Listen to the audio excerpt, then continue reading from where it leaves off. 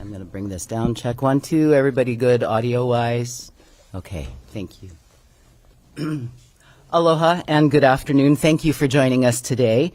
Governor Josh Green will sign an executive order to focus on workplace wellness and make Hawaii a trauma-informed state. We will also hear from Tia Hartsock, Director of the Governor's Office of Wellness and Resilience, on the importance and relevance of these efforts, as well as Jack Burrill from the University of Hawaii at Manoa, Director Brenna Hashimoto of the Department of Human Resources Development, and Kaylee Aquaro from the Department of Health. Facilitated questions and answers will follow promptly after remarks conclude, and without further ado, it is my privilege and honor to introduce Governor Josh Green.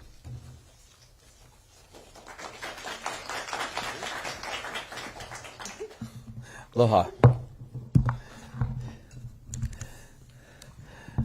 So it's with great pleasure today that I'm signing the executive order declaring Hawaii a trauma-informed state. This executive order really changes how we look at trauma in our community.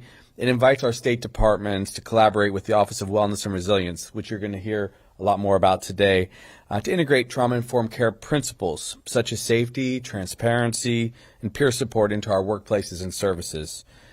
Trauma is at the root of our everyday experience now. Our state's most pressing issues have obviously been trauma-related, including, and not in any particular order, homelessness, where people suffer great trauma in the community, substance abuse and mental health care crises, which have persisted, and people are really struggling. So that doesn't just happen on the streets. That happens in our workplaces. It happens in our families. And of course, the question of the Maui wildfire and all that we've been doing has been trauma related. So it's important that we acknowledge this. That's what we're doing today as a state. And we become a trauma-informed state because we have the capacity to. I want to single out Senator De La Cruz, who was spearheading this issue along with our administration in the past couple of years. It's much to his credit, and we really appreciate Donovan's work on this topic, and it's helped us to develop it into our administration. So we're going to be working in partnership with the University of Hawaii at Manoa to conduct a series of statewide surveys on health and quality of life amongst our workforce. We'll also be able to develop services based on this analytical effort. We believe in data-driven work. I think it's very important in this field, especially because as we lead the country with this kind of effort, we want to make sure that it's effective and that it's what people actually need to help improve their lives. So there have been a lot of years where we've talked about this. It really couldn't come at a better or more appropriate time as we wrestle with what's happened on Maui. So this executive order and survey are just our first couple of actions as we become this trauma-informed state. It's dear to my heart, having worked in the trauma field for many, many years. I'm not talking about the state legislature. I'm talking about working specifically in the ER, where I saw a lot of people struggle and wrestle with serious moments in their lives. So I'm so proud of our team, proud of Tia, proud of Senator De La Cruz, and I'm proud of all the people that are here today. So thank you for this. We can all be better families and healthier for this work. So mahalo to everyone. We'll take questions at the end, but we have other experts coming up next. Great.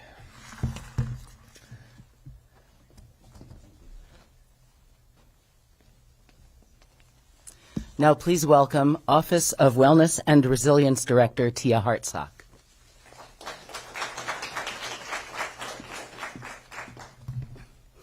Aloha, good afternoon. Looking around the room, it fills me with so much gratitude to see how many of you have been here over the last couple of decades working on the trauma-informed care movement in Hawaii. The commitment Hawaii is making today is to become a trauma-informed state is a celebration. It's a celebration of the trauma-informed work, the healing-centered work, and to the many cultural practitioners, state departments, community organizations, nonprofits, and organizations throughout the country that have been doing trauma-informed care for the last 10 to 15 years. With many, many positive outcomes, we see that implementing trauma-informed care principles can make a difference in people's lives. Becoming a trauma-informed state will help us alleviate the impacts of adverse childhood experiences, known as ACEs, and trauma, and build our resilience in our families, communities, and our state workforce. Rooted in trauma-informed principles, the surveys will reflect workforce and community voices, allowing us to better understand and collaboratively create a more resilient state. Now I'd like to welcome Dr. Jack Burrill from the University of Hawaii to tell us about the survey and the study that will be conducted after. Thank you so much.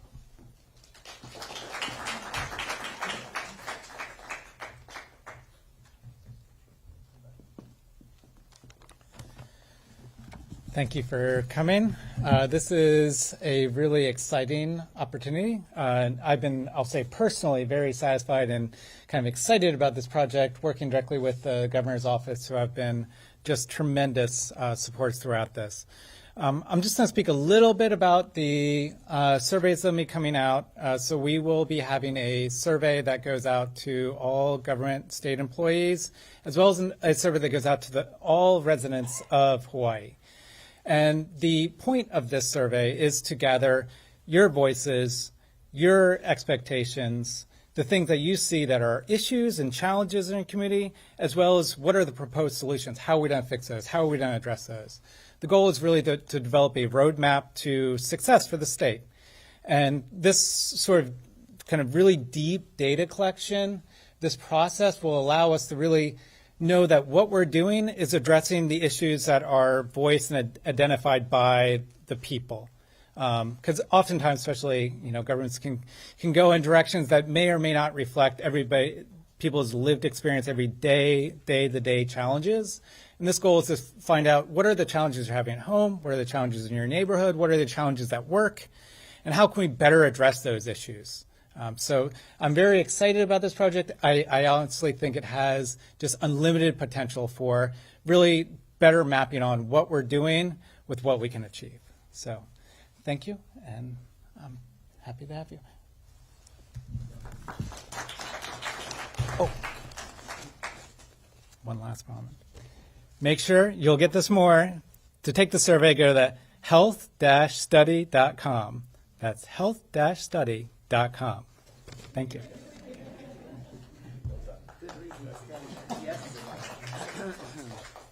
Mahalo, Jack. Now please welcome Department of Human Resources Director Brenna Hashimoto.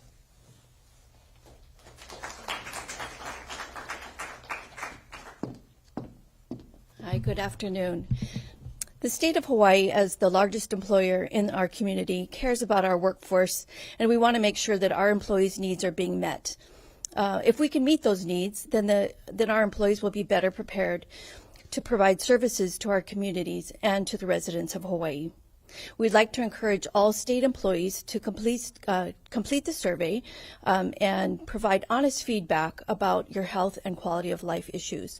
We hope to use that information to inform the benefits that we provide our employees, and we're tremendously excited about the potential for this information. Thank you.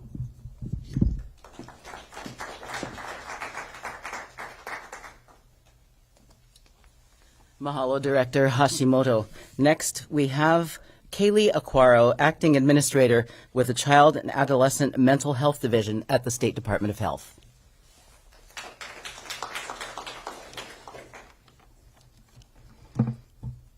Aloha mai kako.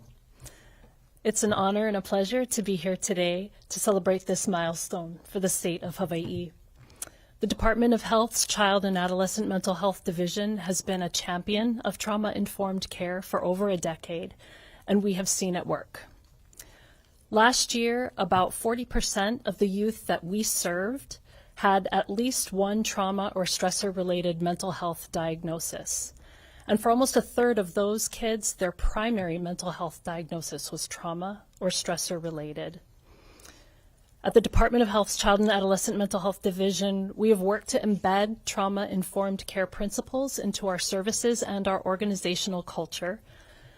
We have chaired the Trauma-Informed Care Task Force since its founding in close collaboration with Child Welfare Services.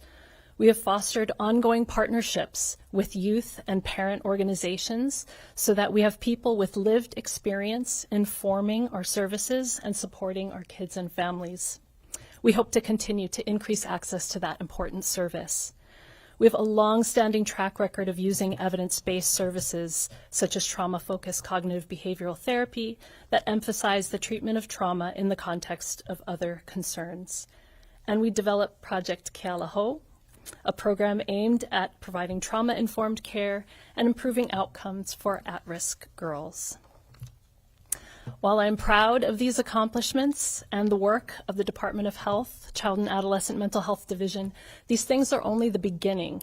With this executive order, we are moving beyond trauma-informed care for individuals and moving towards more compassionate and supportive organizations and communities. We will begin to establish the policies and the infrastructure that will enable the state to operate with those values across the board. Research has established that when you approach others guided by the trauma-informed principles of safety, of providing choice, of being trustworthy, of empowering others, of collaborating with others, you are providing the conditions necessary to foster resilience. This applies to much more than mental health services. This is everything we do, all the ways we interact with each other, and all the ways that we take care of each other. And I think it captures the spirit of why many of us wanted to go into public service in the first place. The Department of Health shares these values and is proud to serve a state that recognizes the power of this approach. We will do all we can to collaborate with the Office of Wellness and Resilience in its effort to make Hawaii a trauma-informed state. Mahalo, Administrator Aquaro. Do we have questions from gathered reporters? Ashley Mizuo, HPR. Can someone speak to, what exactly, by declaring this a trauma-informed state, what can we do with this declaration that we couldn't do without it?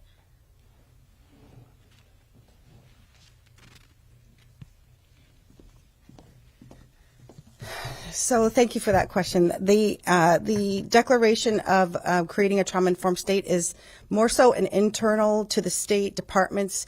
It's a mechanism for us to be acknowledging and working towards a better way to approach and respond to trauma survivors. And it's our ability to really have it drive policies and procedures throughout the state departments and the communities as well. Under executive order, it gives us the capacity to move some resources when needed. We already have a pretty robust team, but we're going to be doing quite a lot of research here. So getting this kind of data, analyzing it, expanding it out into the programs that Tia was alluding to, that it's a lot easier to do under executive order. Again, though, we are very grateful that our Office of Wellness exists now. That already empowered us a lot of the way.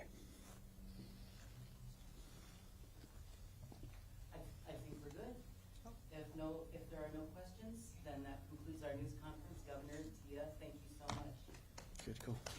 Thank you. This is, one last word since the lights are still on. There are traumas around every corner. We've been witness to heartache with attacks on individuals in our society, on women in particular. We were witness to a tragedy in the household when some individuals didn't care for children in their care, and a child perished. It is very difficult, society, to change norms. It's very difficult to take on some of these deeply rooted just tragedies. And so by being able to go out broadly and hear from thousands and thousands of individuals, some of whom may be in the throes of trauma, others may be witnessing it on their streets, it will empower us to be better as government leaders. And that's why we're so proud of Tia and all the people here in this room that have come together, whether it's Department of Health or the people we hire, or all of the advocates, the police who face it every day. So this really brings us together. So we're grateful for the work. Mahalo. Quick big mahalo to Governor. This is huge to have him sign an executive order around trauma-informed care. So from all of us in here who are the huge advocates in trauma-informed Kier, thank you so much. No problem. Okay.